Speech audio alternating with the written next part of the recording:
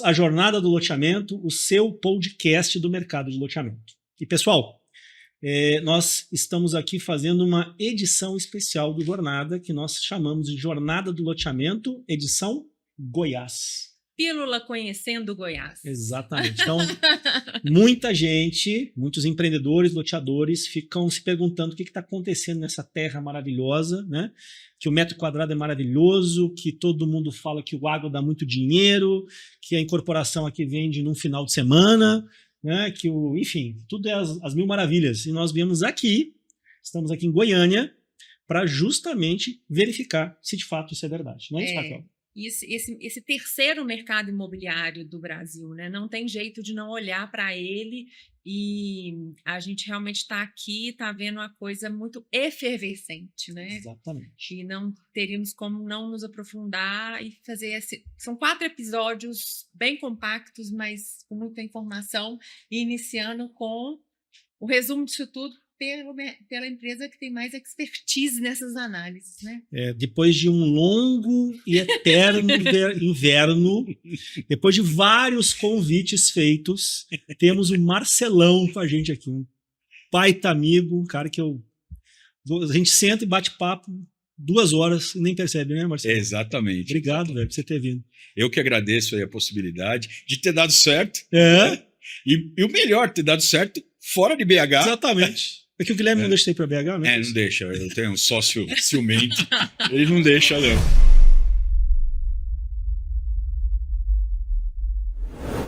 Mas aí aqui em Goiânia deu certo e fiquei muito feliz. Estou muito feliz de bater esse papo aqui com vocês dois. Eu sempre percebo, cara, nas análises da Brain, quando eu as recebo pelas instituições que a gente é associado, de que existe uma visão periférica, vamos colocar assim, ela é geral, já que vocês têm uma atuação nacional, né?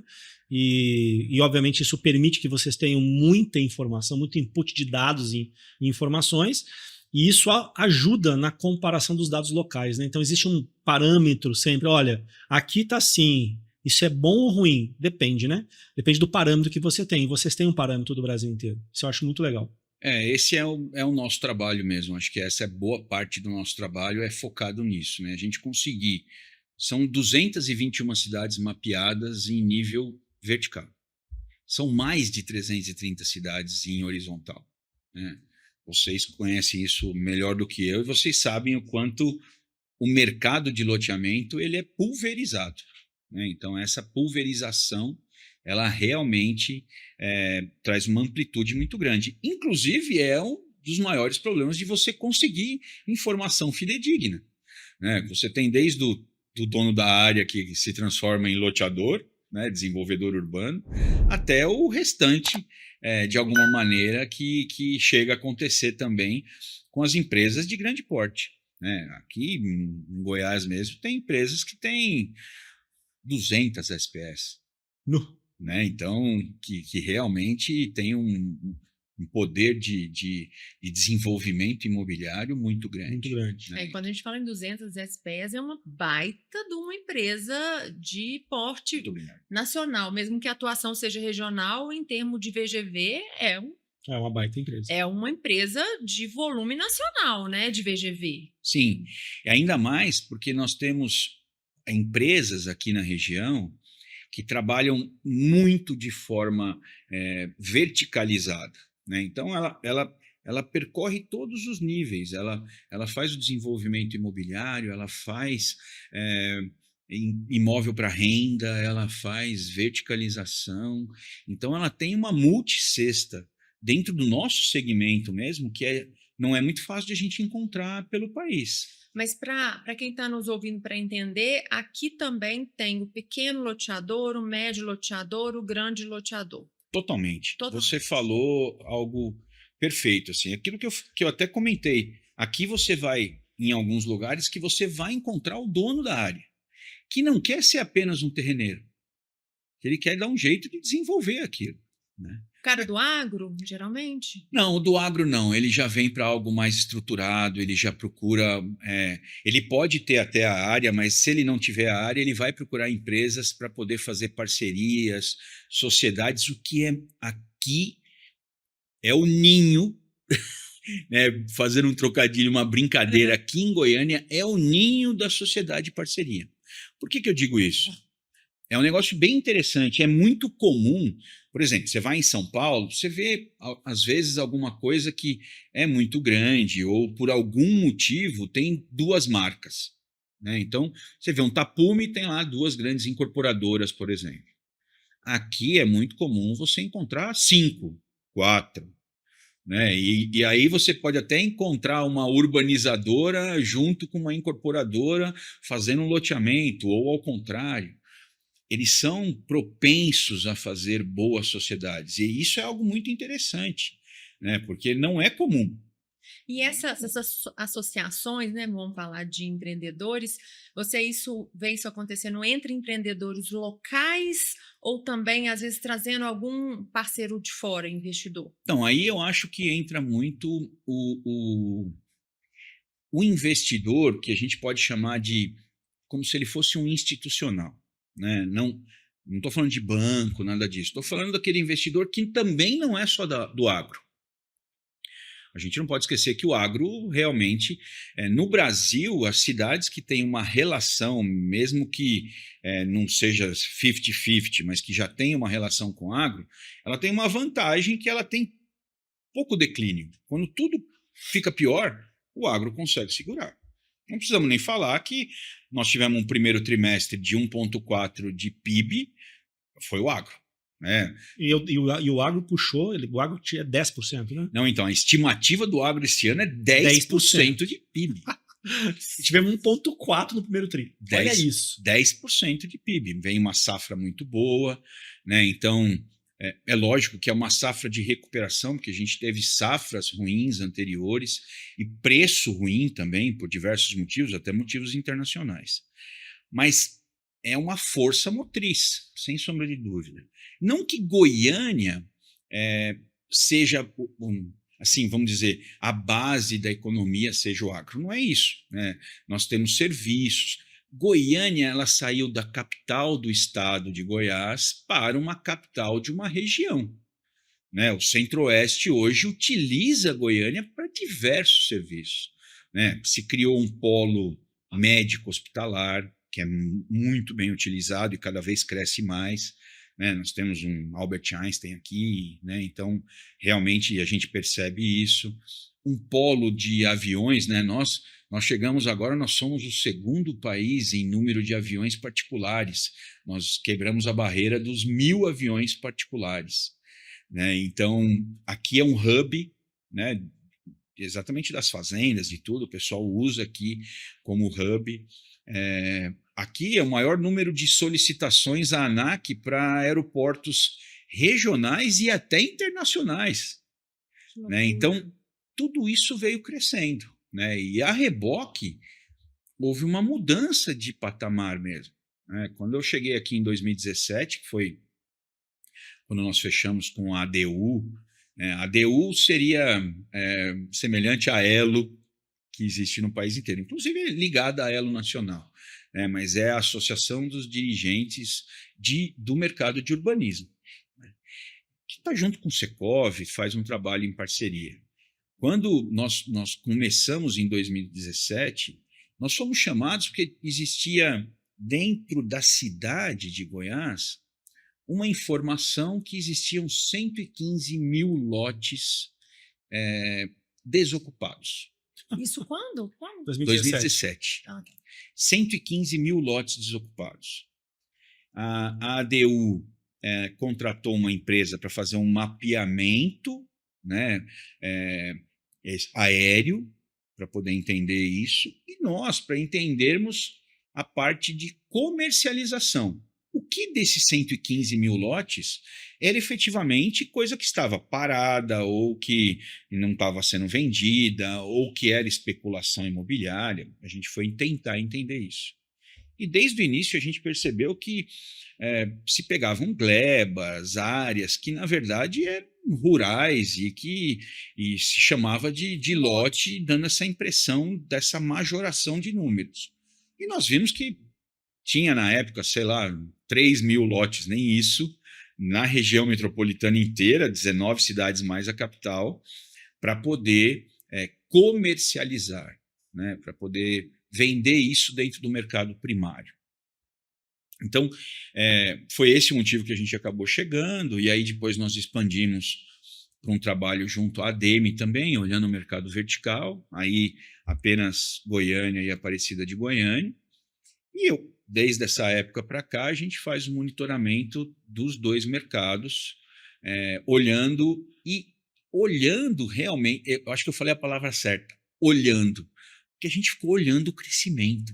São 8 anos, né, então, de análise. E a mudança foi brutal. Né? Mesmo em 8 anos, Marcelo? Mesmo. Cara, porque ontem a gente teve um encontro, né, na ADU, e você falou um negócio que eu lembro disso. O pessoal falou assim, cara, o metro quadrado em Goiânia é muito barato. Isso há, sei lá, pouco tempo que eu lembro disso. E eu lembro desses números realmente, era R$3.500 a R$4.000 o metro quadrado. Que vertical, né? Pro vertical. Vertical. Pro vertical. Isso. Eu falei, gente, não é possível. Não é assim. E hoje, Marista vende a R$11.000, 10 a R$11.000 metro quadrado. Chega o núcleo duro do Marista, onde o pessoal gosta mais, chega a 12. 12 de média. E ainda assim é barato. Barato. E mesmo há 8 anos atrás, era isso. Era. Quando eu cheguei aqui, nós estávamos falando em 4.300. 4.300? Na época tinha um empreendimento aqui que ele tinha mais de 400 metros. Ele tinha o elevador para levar o carro e ele tinha uma piscina particular em cada andar e custava R$7.800 o metro quadrado. E como se sustenta esses números? Eu demorei um ano para entender, assim, porque eu falo com todos os meus amigos daqui hoje em dia, eu tenho uma grande quantidade de amigos, é uma cidade altamente acolhedora. Altamente né? acolhedora. O calor não é só do clima, o calor é de todos eles são altamente acolhedores. E eu falo para esses amigos como é que eles sobreviviam, tudo, o que acontecia, né? E por que todo mundo não quebrava, né? Curitiba teve algo semelhante, mas foi uma quebradeira, né? Na hora que viu, o metro quadrado estava muito barato e as empresas não conseguiam ficar em pé. Aqui tinha uma diferença que manteve eles. Eles têm projetos que até agora não é a mesma coisa, mas antes, em alguns bairros, você tinha potencial de até 10 vezes o terreno. Então, nesses bairros, principalmente, você tinha sem limite, era o cone aeronáutico limite. Então, eles faziam projetos mais eficientes. E com isso, por causa de não conseguir aumentar o preço, cada vez tinha que ficar mais eficiente, maior, tudo mais. Permuta também influenciou nisso? Totalmente. A permuta aqui ela é viável, né, e você ainda tem terreno, então não há uma escassez tão grande como em outros centros. Escassez gera terreno muito mais caro.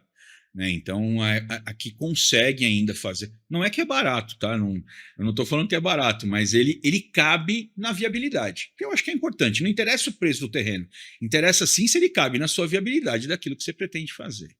Então, efetivamente, foi uma cidade que, a partir desses anos, ela começou a caminhar para uma mudança de patamar.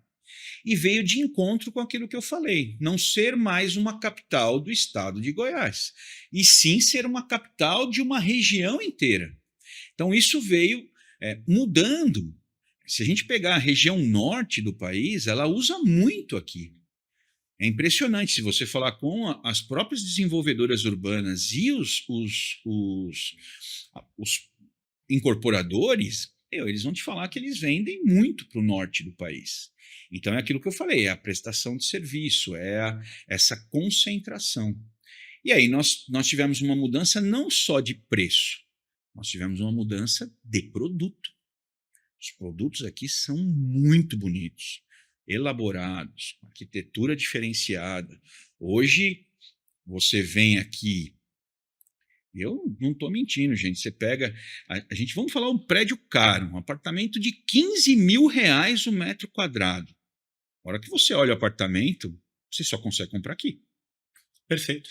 Não, e sem entrar nos apartamentos, né? Mas você andando por Goiânia, você vê arquiteturas muito bonitas. Sim. Muito bonitas de grandes centros, né? Sim. É impressionante. Eles tiveram uma evolução. Tanto é que hoje no país, eu acho que é a capital com a maior quantidade de collab, inclusive, trazendo marcas mundiais para colaborar nos empreendimentos, né? Se ganhou muito com isso. E o goianiense, né? Eu não estou falando só o goiano, né? Porque a gente separa aí a Goiânia e separa o estado todo, mas o goianiense, ele curte isso, ele curte a qualidade de vida, ele curte a praia dele, que são os parques, né? Então, aqui você tem uma orla para o mercado vertical. Os parques são a orla e o parque é o mar deles, né? Então, eu estou fazendo essa brincadeira porque a gente brinca em Curitiba que praia de Curitibano é shopping. Né? Então, A Praia do Mineiro é o boteco. é isso aí. A relação. Ontem, por exemplo, a gente até ouviu uma informação. Aqui é a terceira ou quinta cidade com maior número de registros de embarcação, né? Sem mar. Então, a pujança é grande, a verdade é essa. Né? E desses 8 anos, a mudança que você percebeu obviamente, foi gritante e se dá principalmente pela questão do agro, pela questão econômica, e tem alguns outros fatores que você atribuiria essa... Ou até algumas outras indústrias, né? Segmentos, né? Eu acho que houve uma mudança também para se trazer mais indústrias, né? Isso tanto em âmbito estadual quanto em âmbito municipal, algumas coisas que houveram êxito. Né? Nesse período eu vi também a cidade tentar melhorar o seu viário para melhorar o modal, mesmo assim tem trânsito, então fico imaginando se não fossem essas obras, como é que estaria a cidade hoje, né? Mas é uma cidade com uma qualidade de vida muito legal, né? Até por essa população quente que eu falei, né? Então ela tem... Eu moro hoje em Curitiba e eu tenho várias particularidades que eu comparo aqui com Curitiba. Lógico que não o clima, mas o resto tem esses bairros com mais alta verticalização, né? Mesmo assim, não é uma cidade altamente verticalizada. É uma cidade que não tem altos níveis de verticalização, porque a verticalização está concentrada, né? E eu acho que tem que cada vez mais ter essa concentração de verticalização para você usar a infraestrutura. Para não começar a ter os problemas, né, do espraiamento, né? Exatamente. Inclusive, Goiânia é a capital do Brasil que tem o maior movimento pendular entre o horizontal com o vertical. Porque ele acabou sendo... Goiânia acabou não conseguindo manter a mesma quantidade de grandes condomínios, né? Por motivo de aprovação, de problema de água, de esgoto. Aí você já está falando dos problemas do horizontal. Condomínio horizontal. Isso, horizontal. Então, até os loteamentos e tudo mais. E aí houve um espraiamento para a região metropolitana, né? Tanto é que hoje a cidade com condomínios fechados, a maior quantidade de condomínios fechados de qualidade também é Senador Canedo. Então, você está falando que Goiânia não conseguiu absorver essa demanda do condomínio horizontal e foi para o Senador Canedo, por exemplo. Por exemplo. Né? Mas o vertical está aqui. O vertical é aqui, né? E a Aparecida de Goiânia. Por quê? Porque são limítrofes, não tem são conurbadas. Você está na avenida, você não sabe a hora que você está em Aparecida ou você está em Goiânia na hora que você está chegando em Aparecida. Né? Então, a Aparecida também tem um ótimo índice de verticalização, também tem um mercado forte. Mas o movimento pendular, ele vem exatamente disso, né? Poxa, eu estou no Marista, no vertical, um trânsito meio apertado, né? Então, puxa, vou morar um pouquinho mais longe, mas vou morar com mais qualidade, um espaço maior, numa casa em condomínio fechado. Aí ele está aqui no condomínio fechado, aí começa a ter mais dificuldade para encontrar a escola dos filhos, aí é mais longe. Aí ele compra um apartamentinho aqui. Aí ele pega trânsito, aí ele movimento pendular, ele volta para o vertical. Né? Então, isso, inclusive, a gente pode olhar no nosso mapeamento. Durante o nosso mapeamento, lógico que não deu tempo de fazer um movimento tão forte, mas ele é visível até. Mas é que antropologicamente a gente vê que isso demora mais, né? Mas se você pegar assim, você vê esse movimento e é uma questão de desejo também, né? E eu acho que a qualificação dos produtos, sejam eles verticais ou horizontais, eles encantam. E aí a pessoa fala, opa, agora eu vou para esse tipo de produto. Opa, agora eu vou para aquele tipo de produto, né? Que é a vida diferente, né? O vertical em Goiânia hoje, ele é um mercado, vou falar assim, nós crescemos muito no ano passado no Brasil inteiro, melhor ano da série histórica. Goiânia e Rio de Janeiro, o mercado vertical cresceu 50% a mais. 50% a mais. A mais. Não é que cresceu 50% aí se encaixa no que o Brasil cresceu. Não. O Brasil cresceu muito e aqui cresceu, como o Rio de Janeiro, 50% a mais. Meu Deus. Então, é realmente algo muito grande, né? E a gente acompanha para e passo, porque não são só lançamentos, são vendas. Né? Então, a venda continua aquecendo esse mercado. Você deu um dado que eu não me recordo. Primeiro lugar era São Paulo, número de vendas, no trimestre, se eu não me engano foi isso. Segundo foi o Rio de Janeiro. E o terceiro foi aqui. Foi aqui. Em volume. É. Então é o terceiro mercado de vendas do Brasil. Se a gente pegar os últimos 12 meses, na Brain a gente faz muito de análises considerando os últimos 12 meses, porque é tendência. Né? Você não pega só um trimestre, porque o trimestre tem uma sazonalidade. Então você pega os últimos 12 meses para você ver tanto o que foi lançado quanto o que foi vendido, é o terceiro maior mercado hoje do país. Né? São Paulo é São Paulo. Se a gente está falando do mercado aqui que vendeu 8 bi, o Rio vendeu 13 bi, São Paulo vendeu 40, ela vai pedrado. Ou seja, nós estamos falando de um mercado que em 12 meses vendeu 8 bi. 8 bi tanto vertical quanto horizontal. Só vertical. Só vertical. Só vertical. Caramba. Horizontal vendeu mais 2 bi. Mais 2 bi. 2 bi. São 10 bi de venda em 2024. Não, Ou não, nos últimos 12 meses. Nos últimos 12 meses. Né? Para a gente poder fazer essa equalização nos últimos 12 meses. Sendo, por exemplo, que o mercado de Senador Canedo em nível horizontal lançou 4 mil lotes nesses 12 meses e vendeu 3.800. Enquanto Goiânia, menos de 800. Então, lotes. 5 vezes de lotes apenas, só o mercado horizontal. Então, 5 vezes maior do que a capital, é uma cidade mais próxima. E essa relação lançamento-venda, que eu acho que você fez uma explicação, que aí é que vem a eficiência, vamos falar do mercado imobiliário goiano, né? Vamos falar de Goiás. Isso. O que a gente olha de maneira geral no país? Quando a gente faz todos os cálculos, a gente tem um índice, que é uma porcentagem, que é disponibilidade sobre oferta lançada. Então, o que nós lançamos? Nós lançamos 1.000 unidades. Tá. Quanto ainda tem disponível nesse momento? E aqui eu estou falando do mercado horizontal e vertical, qualquer um dos dois a gente analisa dessa maneira, mas mercado primário. Aquilo que está na mão do incorporador e na mão do desenvolvedor urbano.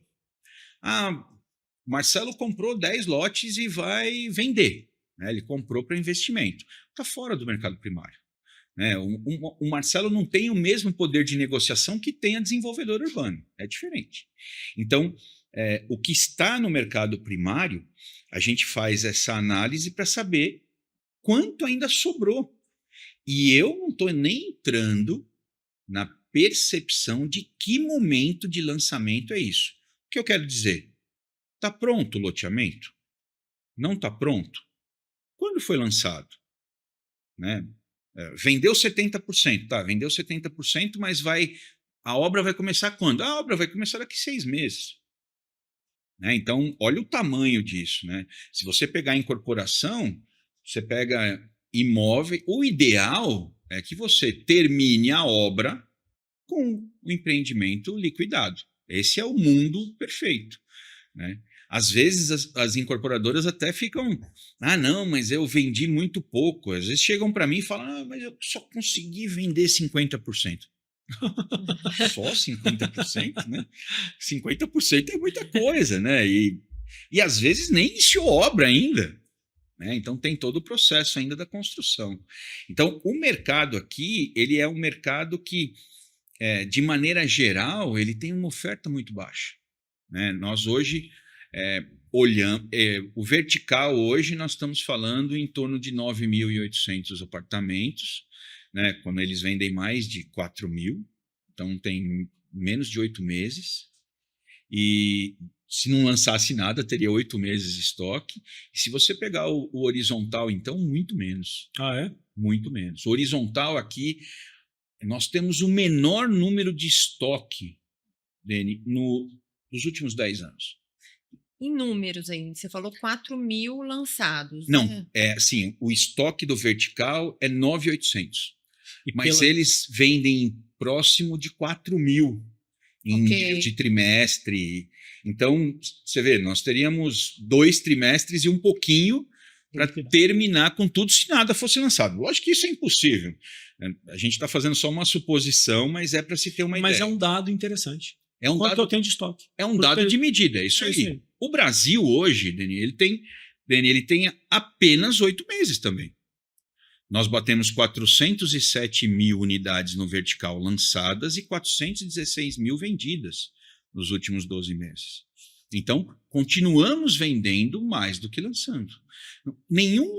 São poucos, lógico que tem alguns lugares que sim, que são mercados diferentes, mas nós não temos um grande problema de oferta. De falar, não, hoje nós temos uma super oferta de produto horizontal ou produto vertical, não temos.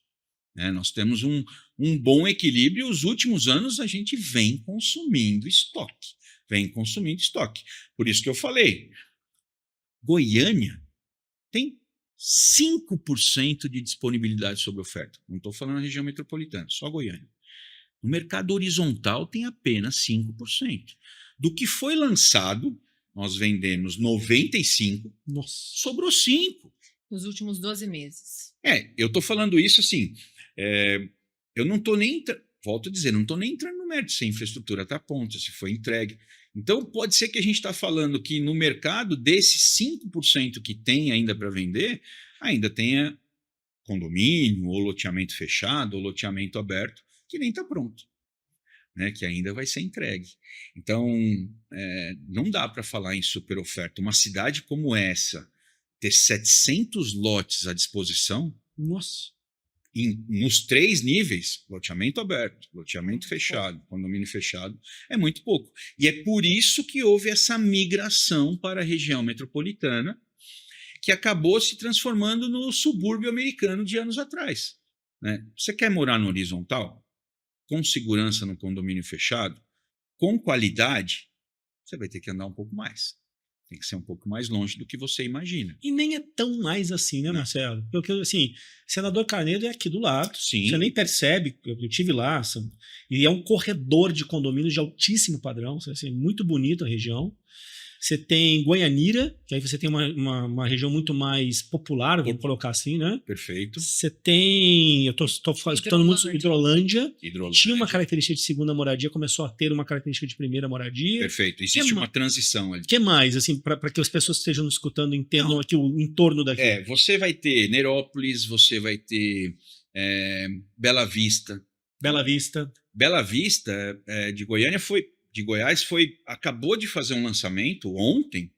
Não é nem lançamento ainda, foi uma pré-venda. Um meeting de um condomínio maravilhoso, que não deixa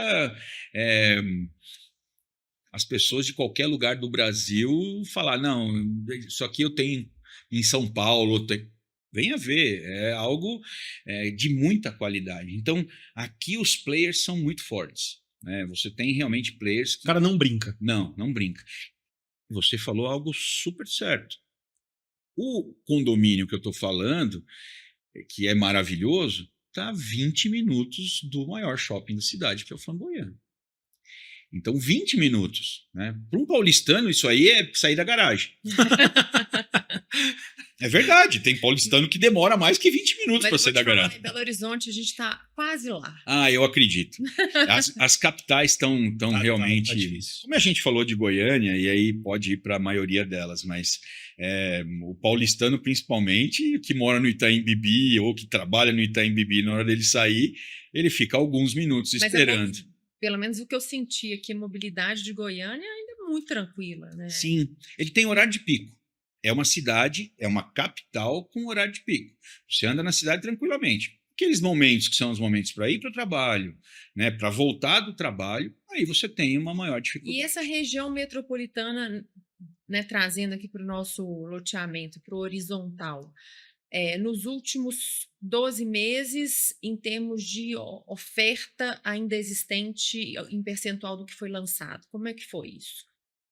Nós vendemos muito mais até do que lançamos.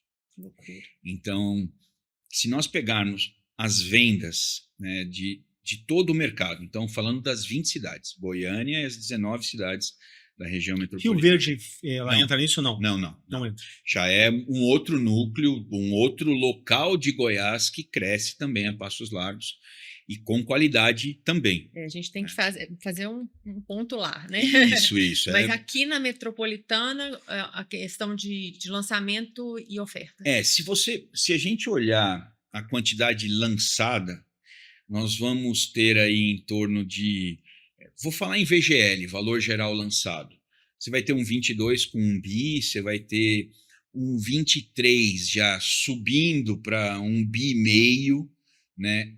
E um 24 já em 2 bi. Só que se a gente pegar as vendas, você tem 1 bi 300, ou seja, 300 consumiu mais. Exatamente, 300 milhões a mais em 22. Você tem 2 quando você lançou 1,5, 500 milhões a mais. E agora você tem quase 900 milhões a mais que foi vendido do que lançado. Então a valorização também de metro quadrado deve ter feito assim, né? Então aqui a gente foi consumindo estoque. Foi consumindo estoque, mas exatamente por ter estoque, não tem uma grande variação de metro quadrado. Eu acho que aqui existe uma necessidade mais de acomodação de preço por aumento de insumos. A infraestrutura ficou mais cara e aí ficou mais difícil e teve que realmente aumentar o preço. Mas não é a mesma curva de aumento de preço, por exemplo, do vertical. O vertical cresceu mais em nível de preço do que o horizontal. O horizontal ainda tem um preço, para nós que conhecemos o resto do país, muito atrativo. Você vai achar ótimos condomínios fechados, de bom padrão mesmo, de verdade, com área social excepcional, por R$1.000 o metro. E eu ia te perguntar exatamente preços de metro quadrado. Quando a gente está falando, então, de alto padrão, não, condomínio fechado, com enfim, boa qualidade, algo em torno de R$1.000 o metro quadrado. R$1.000 o metro Produtos médios, quanto, e produto econômico, quanto você chutaria? Chutaria não, porque você não chuta, né? O que a gente pode olhar aí, se a gente for olhar o preço do metro quadrado do loteamento, como você tem, nós falamos de Goianira, né? Goianira tem uma grande quantidade de lotes, porque eram glebas muito grandes, e aí foram lançados grandes tranchas de lotes. Aí você tem um preço, loteamento aberto, 400 e pouco, né, o preço do metro quadrado. Quando você vai para um padrão bom, você já vai subir isso para um loteamento fechado, não um condomínio fechado. Mas um condomínio fechado, os R$1.000 é uma realidade que você vai encontrar de bons condomínios, efetivamente. Aqui os lotes ainda são grandes, né? A maioria, você tem ainda lotes, é comum você achar lotes de 400, 420, 500, 600, né? E que é coisa que cada vez está ficando mais rarefeita no país, né? Até os condomínios de mais alto padrão têm diminuído o tamanho, sim, porque as pessoas também têm diminuído suas casas. A realidade é essa. E o popular, 240 metros quadrados, aproximadamente, isso. Né? Que aí é uma limitação da iniciativa pública. Né? Mas aí, só voltando um pouquinho, a gente foi no R$1.000 o metro quadrado no loteamento fechado.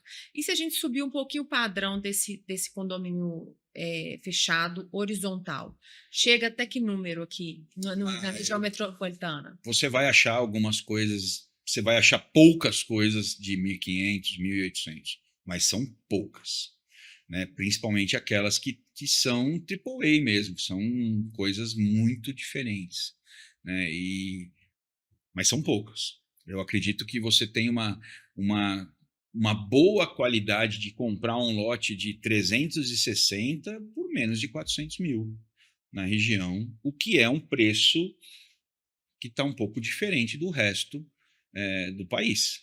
Né? Eu acho que em nível de metro quadrado de vertical, se a gente pegar as 10 maiores capitais, ela ainda é o preço médio mais barato, mas se você pegar o horizontal, ela está bem abaixo na tabela.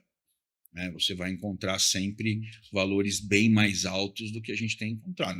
Aqui você não tem um empreendimento que tem R$ 4.000 de metro quadrado, como você acha no litoral norte de Santa Catarina.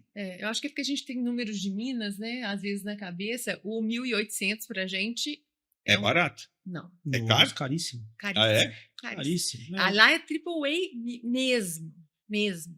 É que hoje vocês têm apenas Nova Lima, né? BH não tem mais, né? É aquela história do caro ou barato depende da comparação, né? Sempre a questão dos parâmetros, né? Então, quando você fala do 1.800, assim, você está comparando com um mercado muito pujante, né? A gente está em Minas lá meio parado. E é curioso, né? Porque a gente atende, né? A Lotnet atende algumas empresas aqui. E uma particularmente falou assim, Deni, vocês que atuam nacionalmente, procura algumas oportunidades lá em Minas Gerais. Eu falei, cara, deixa eu te falar, você não vai querer ir para lá. Não por nada, mas assim, a eficiência, digamos, operacional para desenvolvimento de infraestrutura tem que ser muito maior em Minas, em função de que não se consegue os preços de metro quadrado que se conseguem aqui. E, obviamente, aqui o pessoal pode, de certa forma, ousar um pouco mais nos projetos, e por este motivo a gente vê a qualidade das obras aqui, justamente porque o preço, as pessoas pagam o preço daqui. Perfeito. Né? Então, acho que é isso. E uma coisa que é interessante nisso que nós estamos falando é que se você pegar exatamente a relação de produto, né, você tem um consumo muito forte conforme os lançamentos. Então, aqui é muito atrelada a quantidade de vendas atrelada ao lançamento. Lógico, a gente sabe que o mercado imobiliário, de maneira geral, é assim, né? O peso do marketing. O marketing, o comercial, traz a maior quantidade de vendas. Mas aqui, como em maioria dos lugares do país, você tem uma dificuldade de aprovação. Então, tem momentos que você tem baixa aprovação. E aí cai mesmo o número de lançamentos, porque basicamente se você tivesse produto, você iria vender mais. Despenca as vendas. Despenca as vendas. Então isso aconteceu em 22, em 23, né, que foi aquela tentativa da migração, principalmente do público que não queria ficar mais nos grandes centros por causa da pandemia, e aí houve uma procura brutal. Teve alguns momentos, não só aqui, mas no Brasil de maneira geral, que se tivesse mais produto, tinha vendido mais produto. Legal. E Marcelo, para a gente até, de certa forma, concluir essa fase da análise de Goiânia e Goiás de um modo geral, a gente estava discutindo que tudo se dá por um círculo virtuoso aqui, né? Assim, é uma região do agro que, enfim, gera riqueza, gera dinheiro, gera recursos que atraem pessoas. Então você tem um aumento populacional, né, dessas regiões, assim, algumas de forma impressionante. Eu vi o crescimento de Rio Verde dos últimos 10 anos, é uma coisa surreal. Eu não me recordo do dado, mas algo em torno de 40% de crescimento populacional. O senador Canedo cresce isso. Cresce mais de 5% ao ano de senador média. Canedo, olha isso. De média. Então, você tem um crescimento populacional, que essas pessoas, obviamente, demandam por serviços de maior qualidade, que geram outras formas econômicas, que atraem investimentos, que fazem com que traia mais pessoas, que gera mais recursos, e aí vira um círculo virtuoso, e isso é isso. É isso. A gente, quando a gente analisa, quando nós começamos o trabalho aqui, a gente sempre faz uma análise sociodemográfica primeiro, para poder entender como é que é a pirâmide etária, como é que é a pirâmide de renda, né? Pirâmide de renda aqui, todo lugar também que tenha agroindústria, a pirâmide de renda tem uma base muito extensa, né? E tem que ter um trabalho social, inclusive, por causa dessa base. Mas aqui a gente tem renda de outros segmentos, como a gente estava falando, inclusive renda formal. Então, você conseguiu, nesse período, ir tendo um crescimento de preço com o aumento das vendas, né? E vocês sabem muito bem, a demanda, quando aumenta o preço, a demanda tende a diminuir, pelo menos um pouco. A pessoa pode até ter o dinheiro, mas ela tem um teto. Ela pode falar, não, isso eu não compro nesse preço porque eu não quero. Só que aí ela foi vendo que o preço continuava a aumentar, ter mais produto, mais lançamento, e ela falou, se eu não participar, eu vou perder essa onda. Então, o que a gente percebe ainda é um mercado muito forte. Isso não, e vocês estiveram junto comigo, não evita de eu falar para eles, tanto do vertical quanto horizontal, que nós temos que ficar em cima, olhando o dia a dia, como é que estão as vendas, como é que estão os leads, como é que estão os contatos, o que está acontecendo. Porque nós somos um país que está aumentando taxa de juros para poder diminuir a força da economia. E isso ainda não aconteceu. Né? Pelo menos em alguns lugares, em alguns setores, isso não aconteceu. Então, o aumento de taxa de juros, como a gente está vivendo, e hoje somos o país com a maior taxa de juros, não nominal só também, mas também em nível de taxa de juros líquida, era para a gente estar vendendo menos. E não está acontecendo, né? E não está acontecendo. Pelo menos até o primeiro TRI, a gente viu essa movimentação aumentando as vendas de loteamento, aumentando as vendas do mercado vertical, aumentando as vendas, literalmente.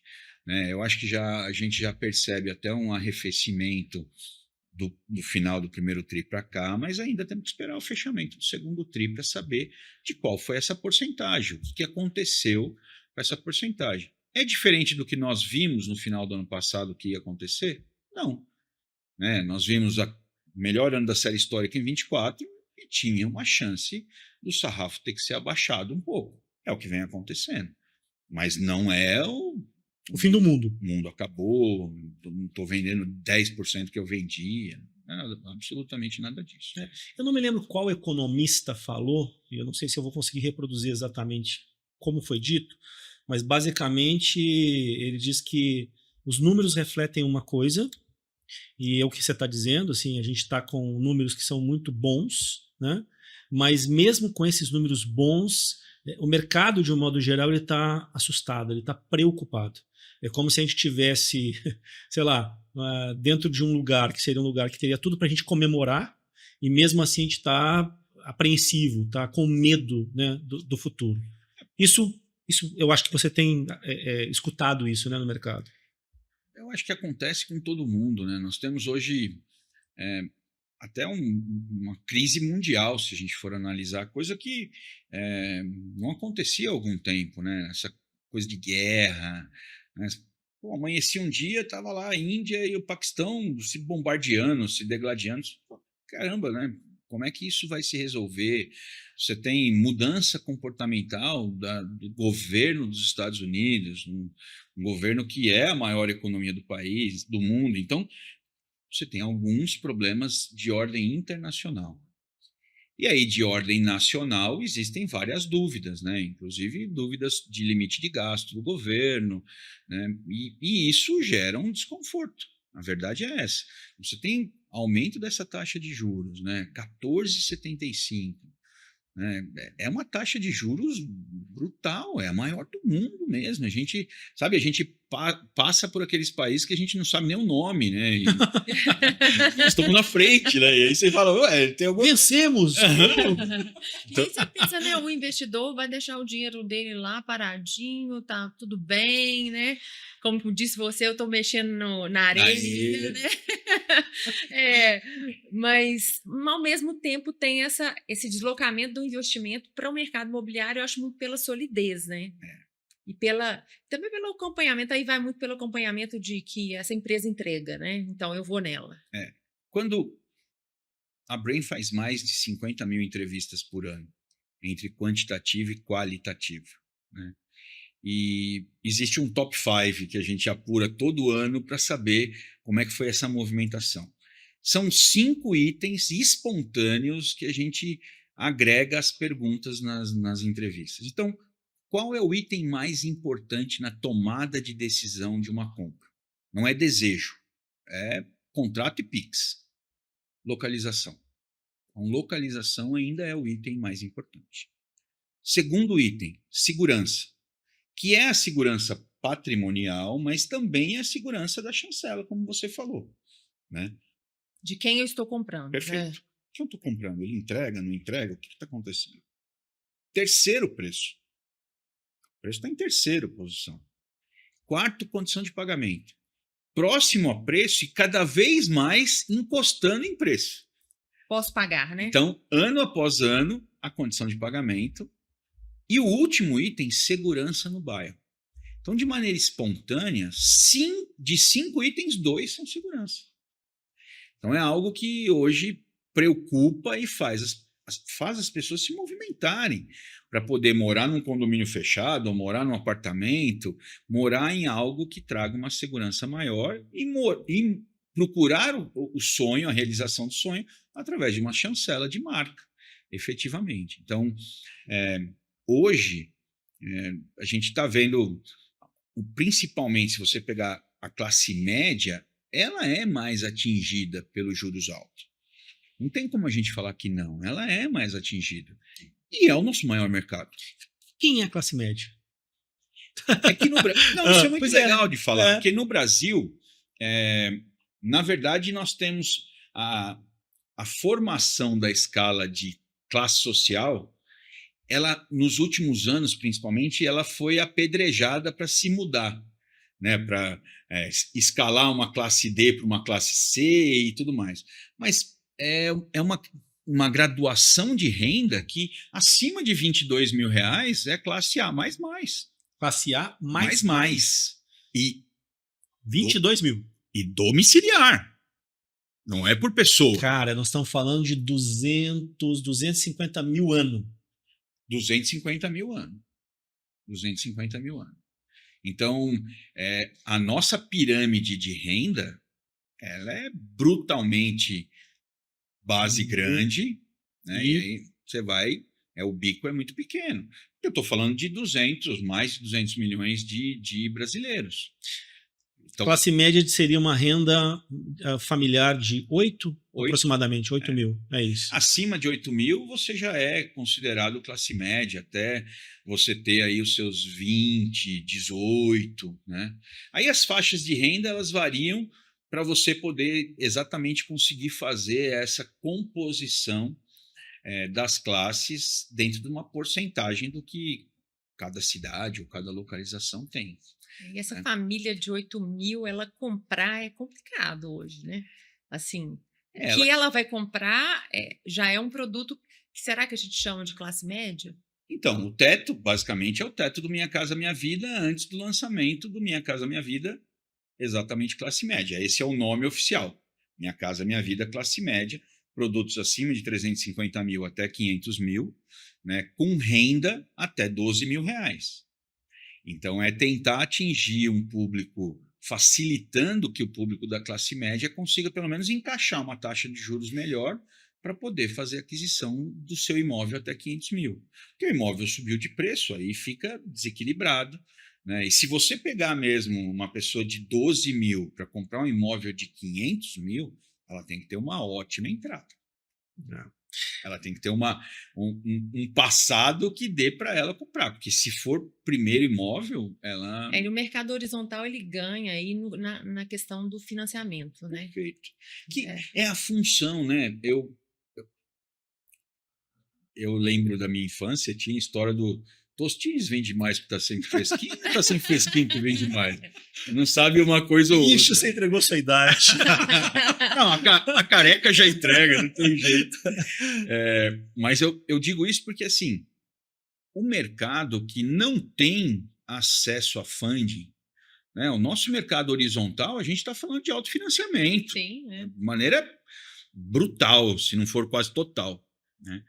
E aí, esse mercado é aquele que vai atender aquela pessoa que hoje não consegue acessar o mercado de financiamento de banco e tudo mais. Então, o autofinanciamento vai falar, eu sou mais flexível para te parcelar mais. É o que está acontecendo. É o que acontece. Então, eu não consigo comprar um apartamento, eu não consigo comprar casa, eu não consigo comprar, não consigo acessar. Eu vou lá para o lote, né? Ninguém mora em lote. Mas o lote é a maneira da realização do sonho. E continua sendo o desejo, né? Morar na casa. Sim, né? Nós temos... né? Não tem jeito, 10,7% dos nossos domicílios no Brasil são verticalizados. Ou seja, quase 90% dos domicílios ocupados no país são horizontal. Né? Nós temos um país de tamanho continental, a gente tem espaço. A nossa densidade demográfica do Brasil é pífia, é ridícula. Porque nós somos um monstro que nós somos. Mas Moema, Moema vai ter 85% de vertical. Prazer. Né? Marista aqui também tem bastante. Então, esse tipo de coisa é a maneira como a expansão territorial no país, a expansão territorial, ela tem a regulação da iniciativa pública, mas ela é feita pela iniciativa privada. Então, ó, aqui vai ser a área de expansão territorial, né? Então, nós vamos construir aqui um loteamento. Vai lá, constrói, coloca rua, faz infraestrutura, monta tudo, a prefeitura vai crescer ali naquele local, e assim vai indo para todos os lados. Então, é a maneira como a gente tem. Então, desde o mais simples até o mais rico, é a maneira de ter terra para poder construir a sua casa. E não só isso, inclusive, fazer algumas reservas para depois verticalizar. Eu tô ansioso que eu quero voltar para, como é que é? Para Goiás, né? Para Goiás. Pro Goiás. Goiás. Pro Pro Goiás. Goiás. Polos, Eu descobri que polos, eu descobri que o mineiro é o primo do goianense. Você fala, nossos primos. Quais são as particularidades e curiosidades que você percebe claramente aqui na região? Você fala assim, cara, isso é muito particular daqui, da região. Tem isso? Tem. Tem? Isso você sabe que é um grande problema do país, se a gente for ver, né? Os mercados são muito diferentes, às vezes próximos, né? O número de particularidades é muito grande de mercado para mercado, né? Eu acho que isso é um dos motivos que até no mundo não existe muito essa expansão mais nacional, por exemplo. Não existe em quase nenhum lugar do mundo incorporadora ou desenvolvedora que não saia de uma regionalidade. Até porque é muito caro, fica muito caro. Você tem uma necessidade de mão de obra, tudo, e aí o G&A e o SG&A, que é a parte de custo disso, fica explosivo.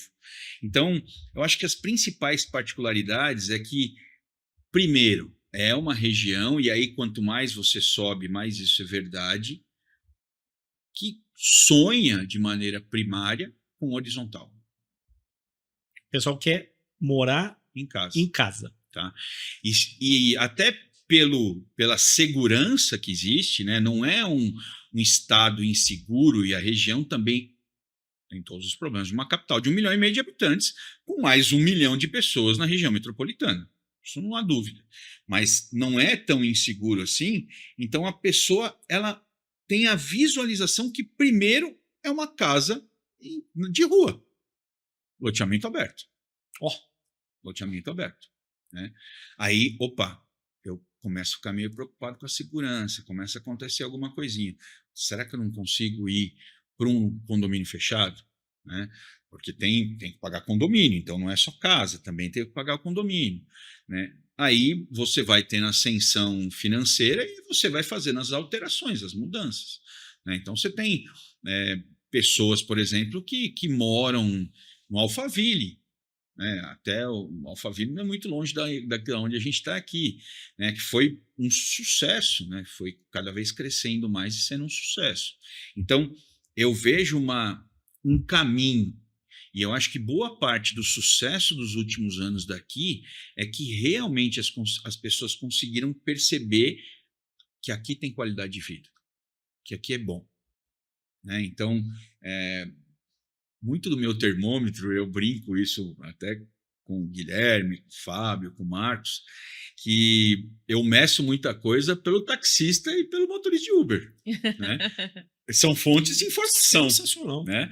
E aqui, ontem, eu perguntei para um cara do Uber como é que ele estava vendo a cidade, se a cidade recebe muito turista. Tudo. Ele falou, não, turista recebe, o pessoal gosta de vir para cá. Tudo. Mas tem muita gente mudando para cá. Eu falei, como assim? Legal, cara. Como assim? Ele falou, nossa, você não sabe o que eu encontro, que eu transporto carioca e paulista para cá. Ou seja, se você pegar esse mercado imobiliário pujante, a análise de preço, de qualidade de vida, faz todo sentido. Né? Eu quero sair de um caos urbano, quero ir para um lugar que tenha uma melhor qualidade de vida, de alguma maneira. Eu gosto de um lugar quente, né? Porque aqui, vamos combinar. É quente. Então, vem para plano. Então, é isso que eu acho interessante, é criar esse ambiente para o ciclo virtuoso e não vicioso. Né? Ciclo vicioso de, não, é um lugar pobre, não, né, tem muito problema social. Você já não vê isso aqui. Quem anda por aqui já não vê isso dessa maneira. Então, eu acho que é uma evolução interessante e, na minha opinião, primeiramente o mercado imobiliário ia ser empurrado. E agora o mercado imobiliário está puxando. E a sensação é essa mesmo. Hoje eu dei uma volta a pé, né, pelo Marista mesmo, né, onde eu estou. Aí você vai numa farmácia, e depois você vai almoçar, e depois assim, é tudo muito tranquilo, né? Eu não tenho essa sensação de tranquilidade em Belo Horizonte, em alguns lugares. Aqui eu tive uma sensação de segurança, de tranquilidade. Andar a pé mesmo. Andei, sei lá, uns 6, 7 quarteirões, assim. Não, aqui seria perfeito se fosse 5 graus a menos. É isso, não precisa fazer sério. Você não tá isso. Mas olha, eu vou te falar, tá uma delícia o clima aqui. Tá bom. Realmente tá muito bom. Eu perguntei no restaurante assim, eu tô precisando ir numa farmácia. Ele falou, não, anda ali uns 5, 4 quarteirões ali, você vai achar uma drogazil e tal, não sei o quê. Hora nenhuma ele falou assim, se eu fosse eu pegava um Uber. Não, vai andando, vai tranquilo ali 5 minutos e tal. E eu tive realmente uma sensação de muita tranquilidade, que talvez se eu tivesse em outras capitais eu não teria, né? Mesmo em lugares muito bons de outras capitais. Sim, eu sou um eterno otimista. Faz parte da minha natureza. Né? Eu acredito que o Brasil, com todos os problemas que a gente tem, ele é uma sociedade jovem. Né? A gente tem 500 anos, mais de 500 anos, mas pouco mais de 500 anos. Né? E a gente está falando de sociedades que são realmente mais evoluídas em nível moral, principalmente, não intelectual, mas moral, que passaram por várias guerras em diversos momentos.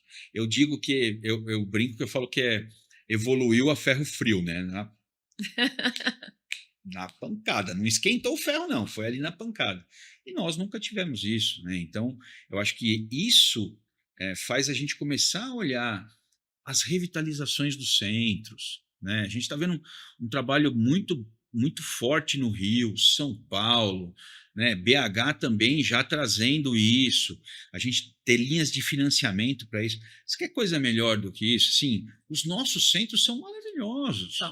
São maravilhosos. Tem arquiteturas maravilhosas. Belo Horizonte, se você tirar o problema, se olhar para a arquitetura da Praça 7, ela é linda. Então, eu acho que isso é algo que a gente tem que valorizar, mas precisa ser habitável. Sim.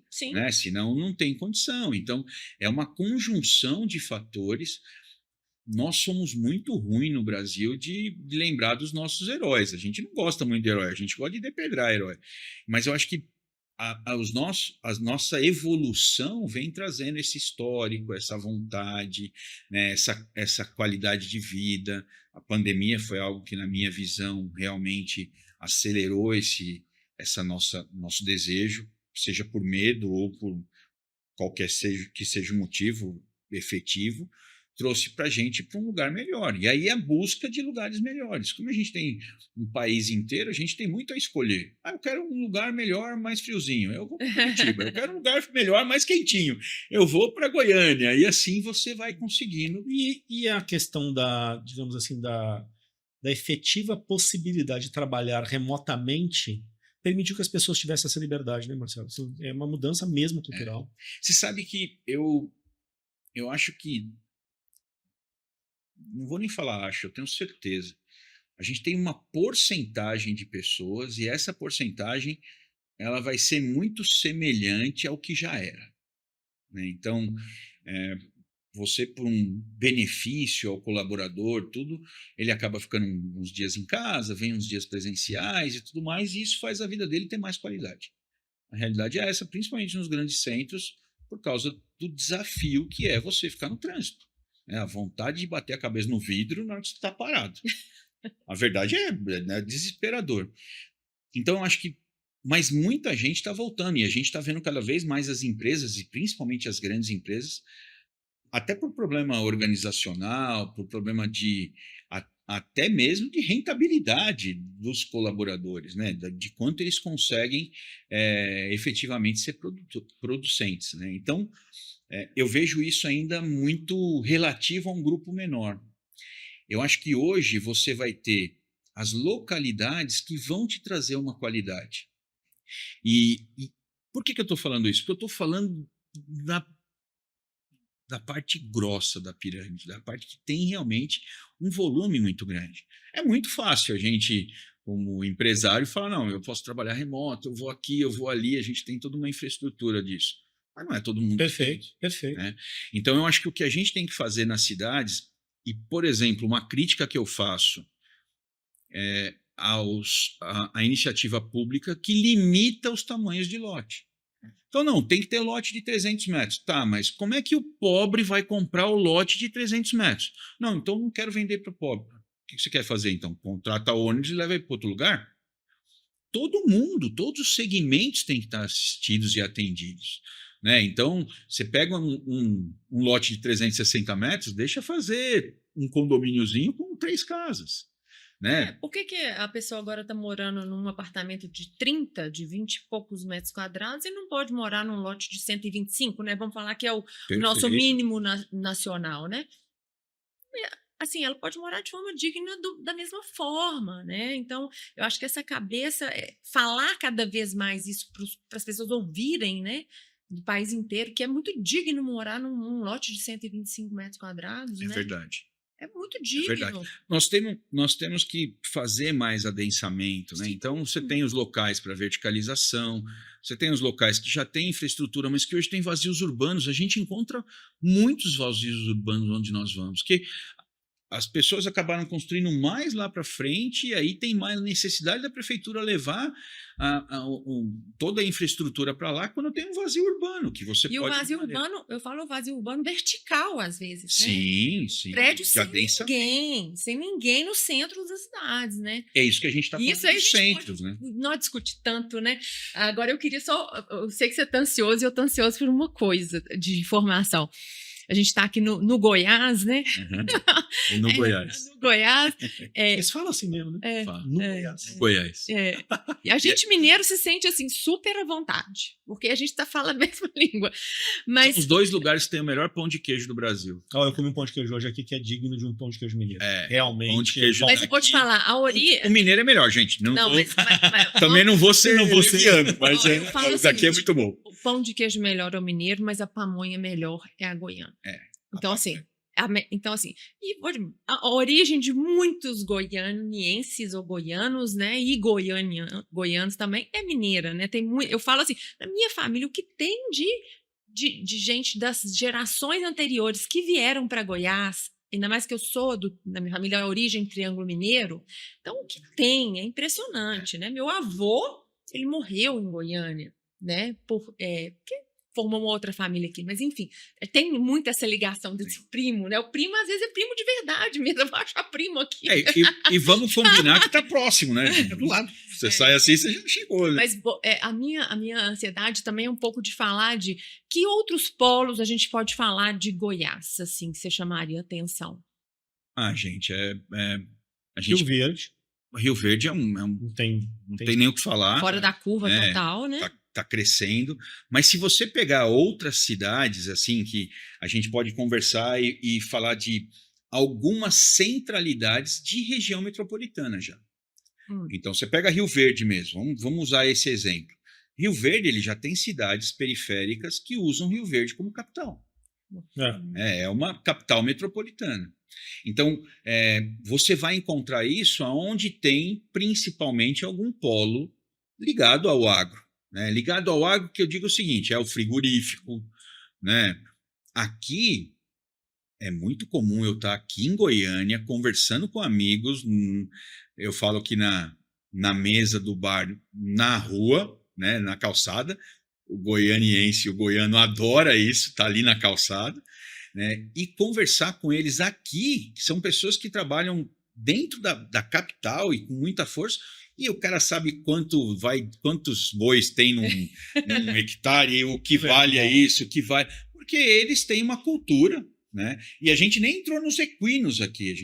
Aqui tem uma criação de cavalos, né? O cavalo manga larga marchador, né?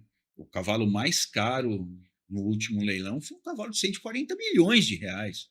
É o manga larga marchador da região, né?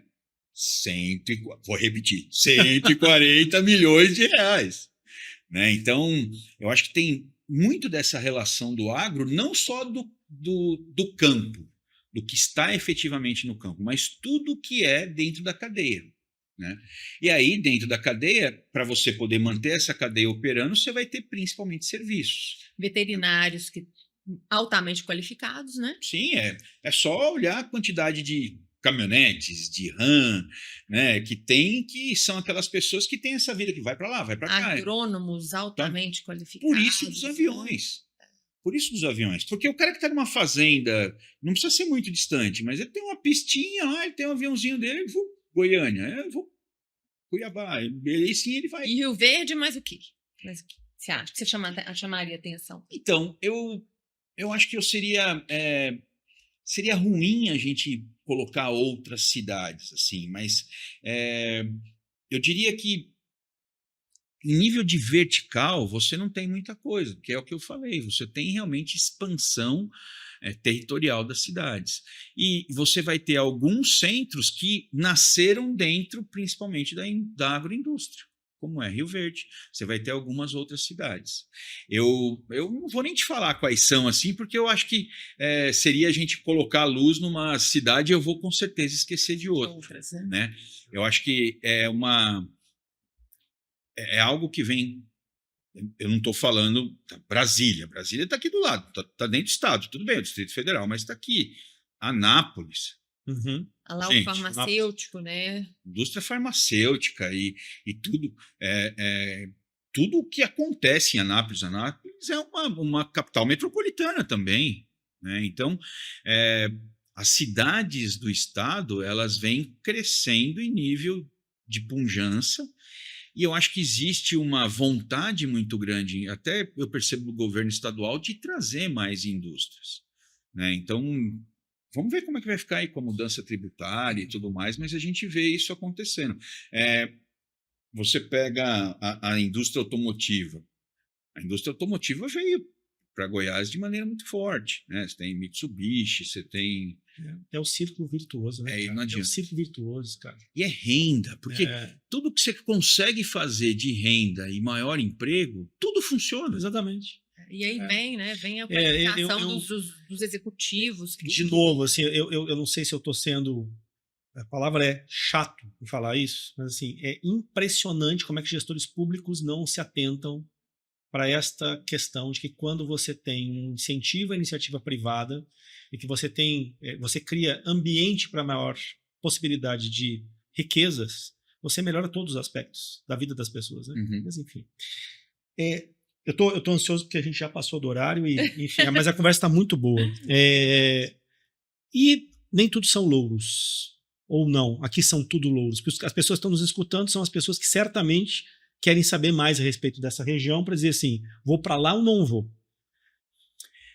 Não tudo tão loucos. Não tem como, né? E o que a gente está falando, novamente, é um mercado que cresceu muito mais do que cresceu um mercado que já cresceu.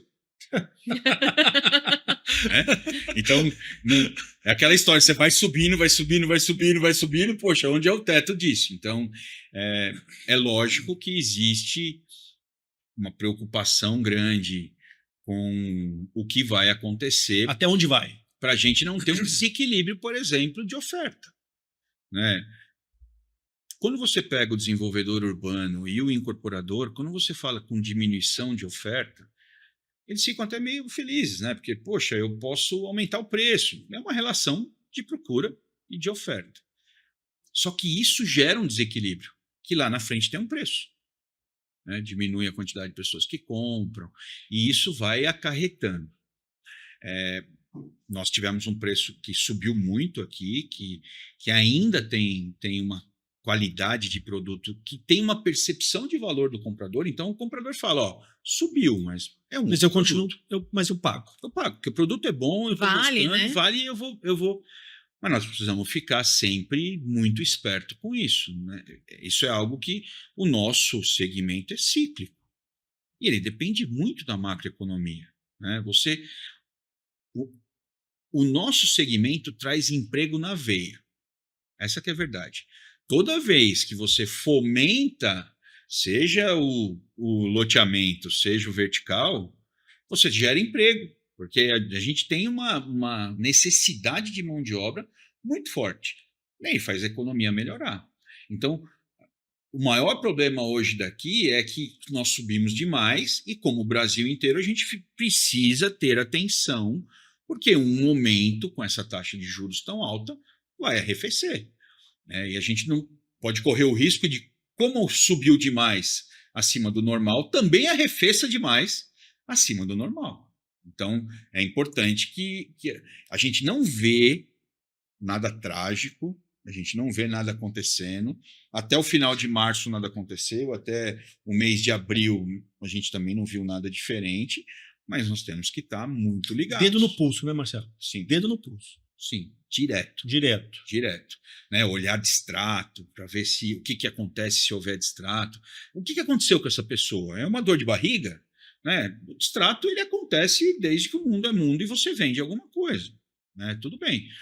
Mas é isso ou não é? O que foi que aconteceu? Então, eu olhar para dentro e estar próximo do seu possível comprador são os itens mais importantes hoje. O que é olhar para dentro? Eu saber como é que está minha venda, como é que está meu lead, como é que estão minhas coisas, como é que está meu distrato, e estar próximo do comprador. Assim, quando as coisas ficam muito mais difíceis, os produtos melhores se sobressaem. Os produtos piores vão demorar mais para vender, vão perder preço e vão ter pressão sobre o preço. Então, isso é importante. Né? É um momento que a recessão gera isso. A gente viveu isso em 15, 16, 17, foi isso que viveu. Né? Sobreviveu aqueles que tinham os melhores produtos, o restante sofreu. Né? O problema é que isso, em nível de ambiente de negócios, você falou super bem. Uma empresa que te traz segurança de marca. Tá, eu tenho que procurar uma empresa de segurança de marca, mas quando algumas vão caindo pelo caminho, fica mais difícil. As pessoas ficam mais preocupadas, mais nervosas e tudo mais.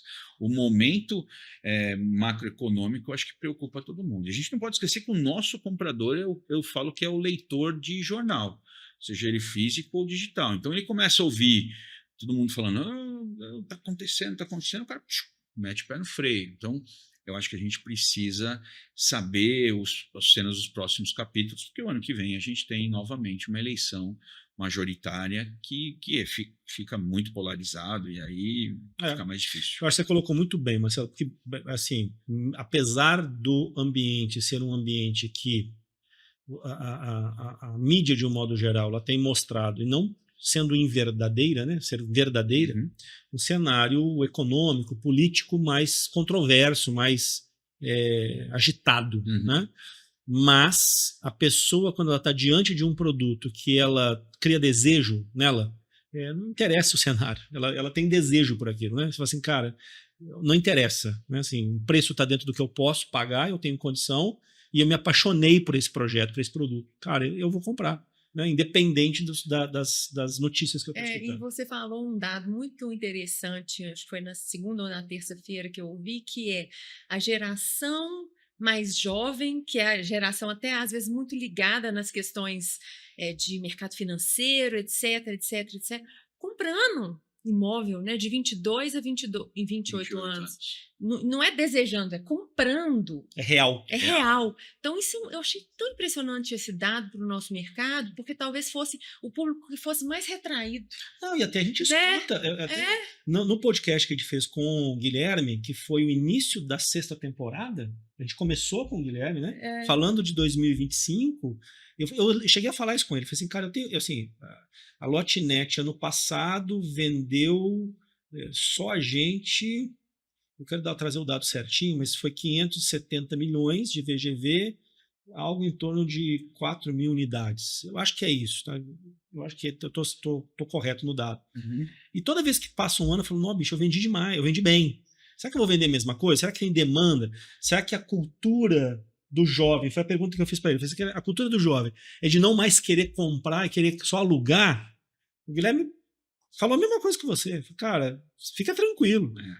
Essa história aí é o carinha que mora no Itaim, que anda que fala de assim, não, bicicleta anda de elétrica. bike e tal. Cara, isso não é a realidade do Brasil, não. Você generalizar no nosso mercado é horrível, né? Você pega uma pessoa que fala para você, eu não compro nada, eu só alugo, e você achar que todo mundo pensa assim, é um erro fatal. Né? O que eu acho interessante disso que nós estamos falando é que é muito comum, porque a geração anterior dos millennials, hoje ela quer comprar, mas lá atrás ela não queria, ela queria experimentar e não comprar. Então, para nós, acabou virando lugar comum. Né? A nova geração já vem com uma visão diferente, e isso é muito importante para o nosso mercado. Não que a outra geração foi tão ruim para o mercado, porque ela só deslocou. Eu não compro, mas eu alugo. Então, você precisa do investidor para estar ali no meio. O cara precisa comprar de qualquer jeito. Comprar de algum jeito. E de todo modo precisa existir um lote, né? A gente está falando de lote. É dali que sai tudo, É o né? começo. Ontem eu adorei o João Vitor, que é o presidente da ADU. Né? Na hora que ele foi fazer o início do bate-papo, ele falou, gente, ó, me desculpe os meus amigos incorporadores, mas tudo começa no lote. É isso mesmo. E aí A gente fala mesmo aqui, né? Tem que elevar esse mercado ao nível de primeira categoria, né? O lote não é o segundo produto, ele é o primeiro produto, né? A gente está aqui o tempo todo falando de lote porque ele tem que ser colocado na primeira categoria, sim, né? Dali que nasce tudo. Quase 90% dos domicílios são casas. Marcelão, passa a régua. É difícil, nós já passamos muito do tempo, mas passa a régua. Quais são as recomendações para a pessoa que fala assim, estou olhando para o Goiás? E aí? Tudo tranquilo por enquanto? Sim. É super importante você estar dentro desse mercado. Então, a primeira coisa que eu diria para você, se você tem muita vontade, faça uma parceria. Eles são bons de parceria. Boa. Eu acho que isso é um primeiro ponto bem importante. Exatamente porque as particularidades são tão comuns no nosso mercado, na hora que você sai de um lugar e se transforma em um estrangeiro, né, que eu acho que essa necessidade vai te ajudar bastante. E você tem mercado aqui. Né? Eu acho que a gente está vendo que ainda é o estado que cresce, é a região que cresce. Então, você tem essa chance efetivamente. E aí vão duas coisas que eu falei algumas vezes aqui durante o nosso bate-papo. Olhar para dentro, seguir a empresa para ver se está tudo em ordem, para você não falar que foi o outro, né? Então fui eu tenho controle sobre isso, e estar próximo do seu cliente, né? Daquela persona, daquele perfil que você acha que é o seu cliente. Então, o meu cliente é esse, tá bom, então o que eu posso fazer para me aproximar dele? O que eu quero saber porque as coisas mudam, as informações giram, então eu preciso saber. E aí, aqui, isso se transforma em algo mais regional ainda. Por isso que eu acho que a parceria é algo importante. Show de bola. Que bom, Marcelo. que bom, que feliz coincidência, né? De conseguirmos fazer esse podcast Muito bom. em Goiânia, falando do mercado de Goiânia, com a melhor pessoa que poderia falar de pesquisa e de estudo pra gente, né? Eu falo, obrigado, papai do céu. Como eu gosto de brincar, né? Isso tudo são os amigos, né? Amigo que fala assim.